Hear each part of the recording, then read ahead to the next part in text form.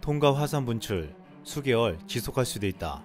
지난 16일 오후 2시를 가해 쓰나미 경보, 주의보를 모두 해제했던 일본에게 날벼락이 떨어졌습니다. 지난 15일 통가에서 화산 폭발이 일어난 후 일본은 쓰나미 공포에 떨며 23만 명의 피난 지시를 내렸습니다. 하지만 일본 기상청은 이번 해저 화산 폭발 영향으로 해수면 높이가 더 높아질 가능성은 작아진 것으로 보인다며 14시간 만에 모든 특보를 해제했습니다. 그런데 하루가 지나지 않아 통가에서 또다시 화산 폭발이 일어났다는 소식이 들려온 것입니다. 하지만 이것이 오보로 밝혀지면서 또다시 아수라장이 된 일본은 큰 혼란에 빠졌습니다. 이후 중국의 한국시보는 중국 자연과학부 산하 쓰나미 경보센터의 발표를 인용해 통가에서 발생한 해저 화산 폭발이 앞으로 몇 주 또는 몇 개월 동안 지속할 수 있다고 예고했습니다. 한국시보는 또 이번에 분화한 통가 화산에서는 지난 2014년과 2015년, 2019년 그리고 지난해에도 화산이 분출한 적이 있다고 설명했습니다. 미국 국립해양대기국은 지난 13일 남태평양 작은 섬나라 통가 인근 해역에서 발생한 통가 훈가 하파이 해저 화산의 불출 장면을 담은 영상을 공개했습니다. 공개된 위성 영상에서는 화산재 기둥과 물 위로 요동치는 여러 잔물결 중력파를 선명하게 확인할 수 있었습니다. 화산 불출 때 나오는 화산재와 이산화황 가스를 감지하는 적외선 카메라로 촬영한 영상도 함께 공개했는데 이것은 너무나도 충격적이었습니다. 앞으로 통가의 화산 폭발이 또 일어날 수 있는 가능성이 있는 만큼 지금 일본 내에서는 공포스러운 분석과 전망이 연이어 나오고 있습니다. 가장 우려가 되는 것은 이번 화산 폭발이 1991년 6월에 일어났던 20세기 최대급이라 불리는 필리핀 피나투보 화산 대분화와 비슷하다는 것입니다. 피나투보 화산의 경우 최초 폭발에서는 7,000m 이상의 분연이 있었고 그 후도 잠시 분화를 반복했습니다. 이 영향으로 일본에서는 93도 여름의 기온이 평년보다 2, 3도 낮아지는 냉여름이 덮쳤습니다. 또한 잇따라 분화한 이와키산이나 아사마산의 화산재로 인해 일사량을 저하시켜 농작물에 괴멸적 피해를 가져왔습니다.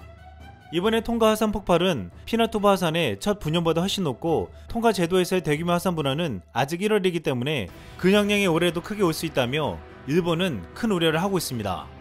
일본의 한 전문가는 대규모 분화로 분연이 10,000m를 넘으면 성층권에 도달하기 때문에 지상에 떨어지지 않고 성층권의 재가 체류해 분화 후 냉해나 기근이 벌어질 수 있다고 경고했습니다. 이 때문에 앞으로 일본에 대흉작이 올 수 있다는 말이 나오고 있습니다. 그런데 이보다 일본에게 가장 위협적인 문제가 있는데 111개의 하라산이 지금 원전대국 일본을 공격할 수 있다는 사실입니다. 지난 2011년 동일본 대지진 이후 일본 내에서 화산들의 활동이 점점 활발해지고 있습니다. 화산과 일본의 원전은 바로 인접할 수 있지는 않기 때문에 바로 직격하는 일은 없겠지만 분화로 인해 대량으로 발생한 화산재가 원전을 습격하면 전기계통이나 통신 시스템이 마비된다고 했습니다.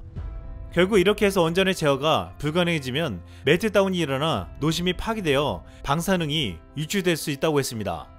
또한 통가섬의 해저화산 폭발 전에 파푸아뉴기니 인근 해역에서도 규모 6.1의 지진이 발생했는데 이 지역은 불의 고리라 불리는 환태평양 조산대 위에 위치하고 있습니다.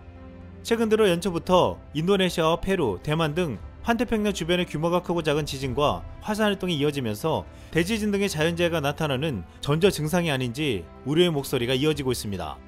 최근 인도네시아와 일본이 돌아가면서 지진이 일어나고 있는데 심상치 않은 조짐으로 앞으로 큰일이 일어날 수 있다고 경고하고 있습니다. 그런데 지금 일본에서는 또다시 쓰나미의 공포가 밀려오면서 일본 기상청이 큰 비판을 받고 있습니다. 그동안 일본 기상청은 신속하고 정확한 것으로 유명했습니다. 심지어 국내 일각에서는 한국 태풍도 일본이 예측을 더 잘한다고 했고 비예보도 한국보다 일본이 정확하다고 했습니다. 하지만 이번에 일본 기상청은 남태평양에서 해저화산이 폭발한 지 11시간 만에 쓰나미 경보를 발령했습니다. 교토통신은 남태평양 통가제도의 화산선 분화에 따른 기상청의 쓰나미 경보와 주의보가 16일 오전 0시 15분에 발령했다고 보도했습니다. 앞서 외신들은 통가제도 해저화산이 전날 오후 1시쯤 폭발했다고 보도했는데 일본의 경보는 이보다 11시간이나 늦게 내려진 것입니다. 결국 동일본 대지진 이후 일본은 대응 체계를 고도화해왔다지만 이번에 치명적인 허점이 드러났습니다. 일본 기상청은 15일 오후 7시 해수면 높이에는 변화가 있을지 모르지만 일본 열도에는 쓰나미 우려가 없다고 발표했습니다. 이런 보도가 나오자 일본의 한 네티즌은 트위터에 쓰나미라고 부르며 45초가량의 동영상을 올렸습니다. 영상에는 바닷물이 육지 쪽에서부터 바다 쪽으로 거꾸로 흐르는 모습이 담겨 있었습니다. 이 네티즌은 이 영상을 올리며 여기는 오키나와 라고 말했습니다. 오키나와는 일본 기상청이 뒤늦게 최대 3m의 쓰나미가 밀려올 수 있다며 경보를 발령한 지역으로 이 네티즌이 일본 기상청보다 더 먼저 이런 조짐을 발견했다고 말하고 있습니다. 일본 기상청은 발표 5시간여 만에 갑자기 쓰나미가 들이닥친다고 입장을 바꿔 긴급 보도했습니다. 일본 기상청은 아마미 군도와 도카라 열도 등에 쓰나미 경보를 발령하고 이하테현에 발효했던 주의보를 오전 2시 54분 경보로 끌어올리는 등 뒷북 대응을 했습니다.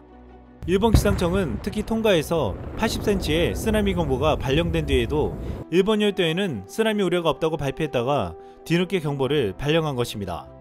만약 일본의 쓰나미가 들이닥쳤다면 아무런 예보나 준비를 하지 못한 채 그대로 쓰나미를 맞는 상황이 초래된 것입니다. 또한 일본 기상청은 최고 3m의 쓰나미가 닥칠 것으로 예상했으나 실제 관측된 것은 아마미군도 고미나토에 1m 20cm로 뒤늦게 예측한 것과 실제 관측시 사이에서도 상당한 오차가 발생했습니다. 그런데 이렇게 일본 기상청이 뒤늦은 보도를 하자 다급해진 일본 방송사들은 이런 속보를 내보냈습니다. TBS 속보 방송에는 쓰나미 도망쳐 라는 글자가 왼쪽 화면에 대문짝만하게 노출되어 있었습니다. 그리고 피난 안내 멘트에는 지금 당장 고민하지 말고 지금 있는 곳이 안전하다고 생각하지 말고 조금이라도 높은 곳으로 도망하라 였습니다. 어중간해서는 정규 편성을 멈추는 경우가 없던 도쿄TV도 긴급 재난방송을 했는데 늦었지만 얼마나 심각하게 인지하고 있는지를 보여주었습니다. NHK도 동일본 대지진을 기억하십시오. 생명을 지키기 위해 서둘러 도망가십시오. 지금 가능한 높은 곳으로 도망가십시오 라고 보도했습니다. 이번에 일본 기상청의 보도는 뒷북으로 일본 내에서 비판을 받고 있지만 주변국들에게도 우려와 걱정을 받기보다는 분노를 사게 하는 일을 만들었습니다. 일본 기상청이 쓰나미를 설명하는 지도에서 독도가 일본 땅으로 되어 있었습니다.